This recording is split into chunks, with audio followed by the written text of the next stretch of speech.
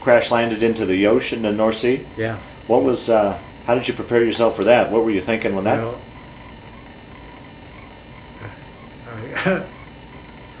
I couldn't tell you. I shit my pants. Jeez. But when you get ready to ditch, the guys up front who don't have to go anyplace, but the rest of us got into the radio room. Like this is a nose.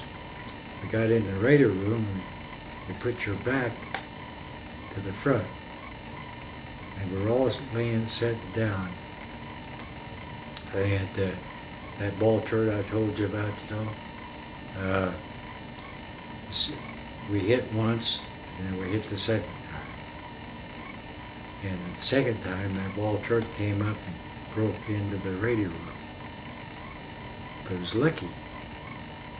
That's what I was thinking about later on, like I was telling you how lucky things worked out.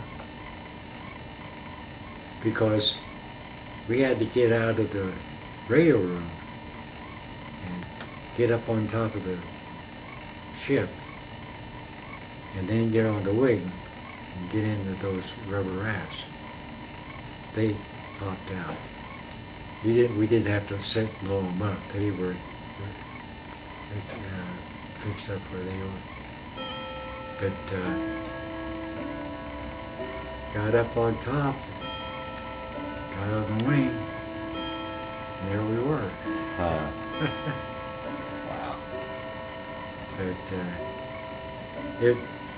if it wasn't for that ball turret coming in there, we stepped on it to get out of the window. So that's one good thing that happened. So you got out of the plane and onto your rafts. Did the plane sink then right away, or? I don't know who had the time, but one of the guys on the crew said it took about 45 minutes for the plane to ditch. And the entire crew got off okay? Oh yeah. Okay. Yeah. The only deal when we hit the water, when the second time we hit the water, that ball turret came up. The navigator ended up, he was sitting up front. He circled him up and he cracked his jaw, but that was about it. So you're out in these rafts. How long were you guys out in the raft before? Did you send it a Mayday? Did somebody know that? We had. They had these little deals, radios that you could put between your legs and turn it on. You crank it all the time. And it's an SOS deal, and you put an antenna up, a box antenna up first. But we sat there and the guys that took the pictures of us, circled and dropped us that boat. And when we got on the boat, they had another one on the boat, so we put the two antennas together, and we had the double. We couldn't even the antenna, the box ended up going above the clouds. We couldn't see it, so they were really knew where we were all the time. Well, it sounded like there was another lucky incident. As far as this, you talk about this now. You're now on the boat that they had dropped you. Tell your story from here on. Oh, yeah. They dropped us that boat. When they dropped us, it didn't. When it hit the water, it came down on one nose, and that was the end our motors were in. So we couldn't use the motors, and the ship that he dropped was about a 17-foot, I think it was, I don't know. But the deck is here, and railing was about that high.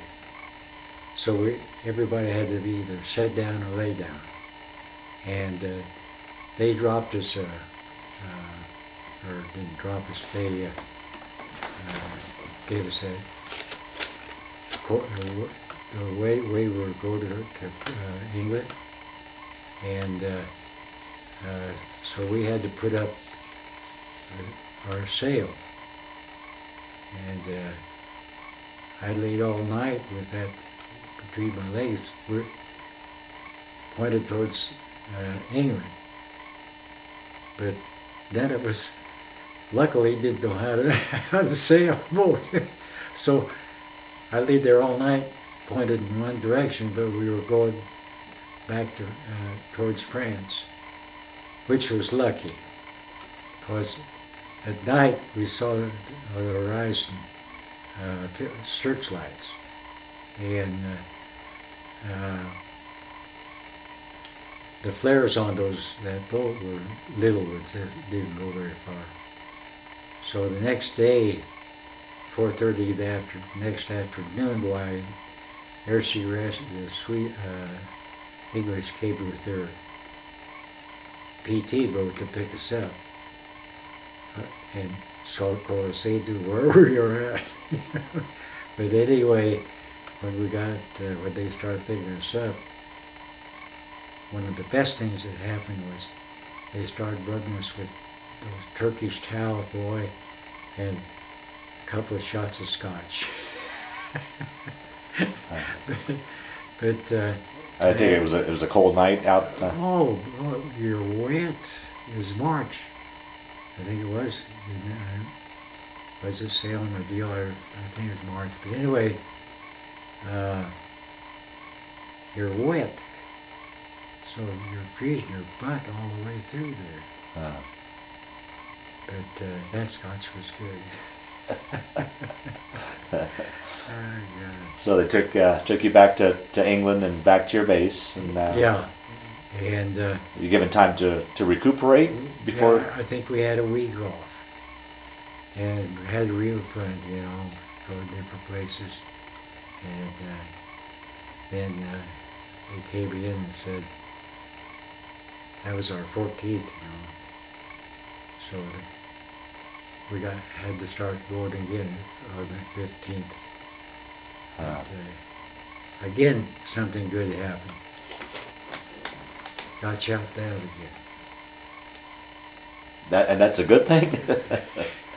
Well, 19th mission got shot down. On your 19th. So yeah, five missions later, huh? 5 missions later, got shot up again. We were going flying up, going to go over Germany, but way up over Denmark, and was going to over the Baltic and then go back again to Germany.